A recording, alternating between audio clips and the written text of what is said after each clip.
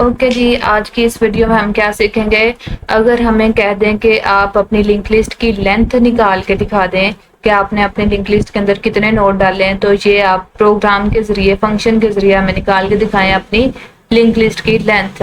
तो मीन्स के लेंथ उसकी लेंथ क्या हो सकती है। अगर हमने लिंक लिस्ट के अंदर 5 नोड डाले हैं तो उसकी लिंक लिस्ट की लेंथ क्या होगी, 5।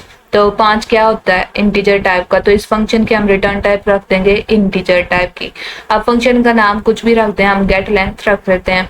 ठीक है, इसको हम कैसे करेंगे, बहुत इजी है। हमें करंट पॉइंटर लिया जिसको हेड से इनिशियलाइज किया, और करंट जब तक नल नहीं हो जाता तब तक करंट को एक एक स्टेप आगे बढ़ाते जाएंगे। जब जैसे जैसे करंट एक स्टेप आगे बढ़ता जाए, जो हमने लेंथ का एक वेरिएबल लिया ना इंटीजर टाइप का, उसमें कह देंगे तुम एक एक स्टेप प्लस होते जाओ। ठीक है, ये देखें ना, यहाँ पे आ जाएं। अगर हमारे पास ये लिंक लिस्ट है तो हम क्या कर रहे होंगे इसमें, अगर ये हमारे पास लिंक लिस्ट है, ठीक है, तो हम कहेंगे कि एक करंट पॉइंटर लेते हैं और इसको लास्ट तक मूव कराते हैं जब तक ये नल नहीं हो जाता।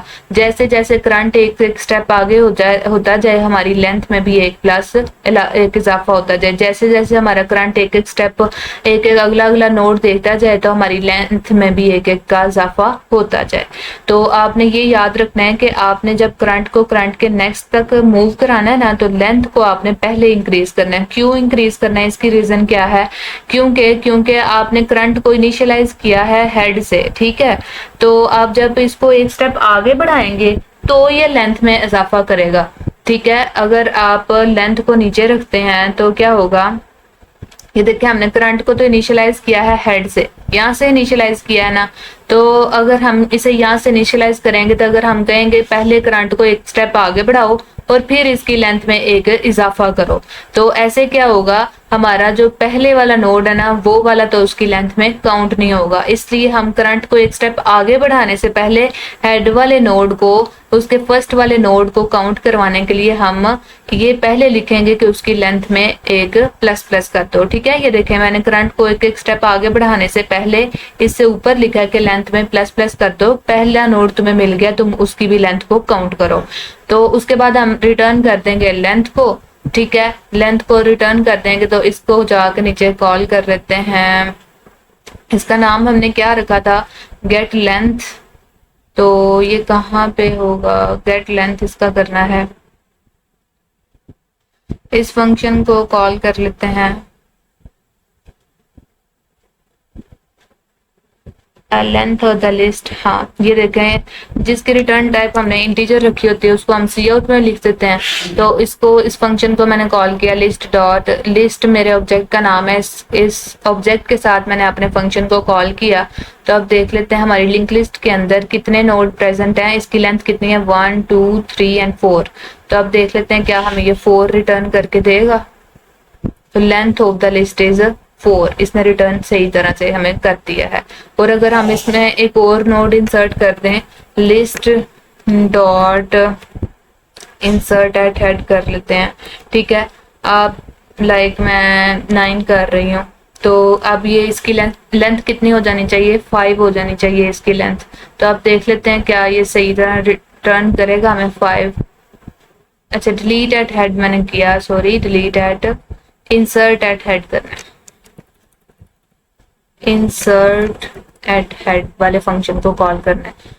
तो इसमें देखें अब हमारी लेंथ 5 हो चुकी है, तो length of the list is 5। ये हमारा सक्सेसफुली रन हो गया। उसके बाद हम कौन सा फंक्शन देख लेते हैं।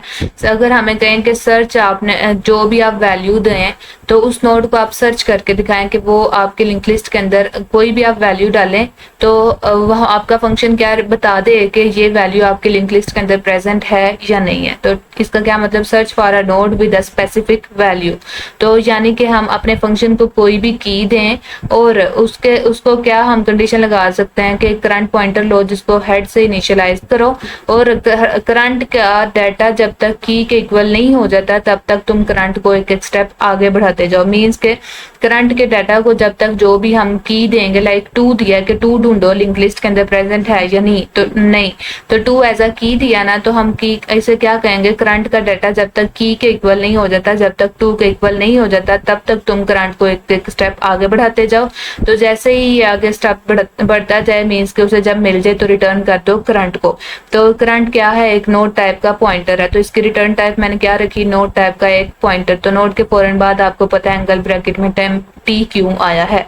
उसके बाद अब ये देखें उसने इसकी रिटर्न टाइप जब एक पॉइंटर है तो इसको रिसीव भी कौन करेगा, एक पॉइंटर ही रिसीव करेगा। तो मैंने यहाँ पे भी एक नोड टाइप का पॉइंटर बनाया है, सर्च नोड आप कुछ भी बना सकते हैं। उसके अंदर मैंने फंक्शन को कॉल किया, उसके अंदर 3 वैल्यू दी है कि देखो हमारी लिंक लिस्ट के अंदर 3 की जो है प्रेजेंट है या नहीं।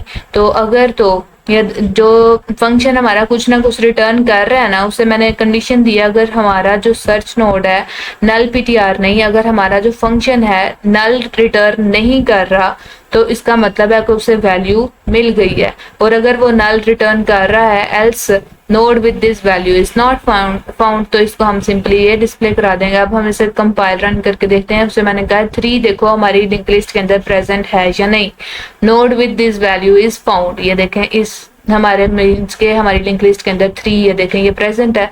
तो अब हम इसे कहते हैं 9 नहीं है ना प्रेजेंट, तो अब मैं इसे कहती हूँ 9 ढूंढो। अब इसे क्या कहना चाहिए कि आपकी लिस्ट में ये प्रेजेंट नहीं है। तो node with this value is 9 present है, ये देखें नोड में 9 प्रेजेंट। अब इसमें क्या प्रेजेंट नहीं है, 11 प्रेजेंट नहीं है।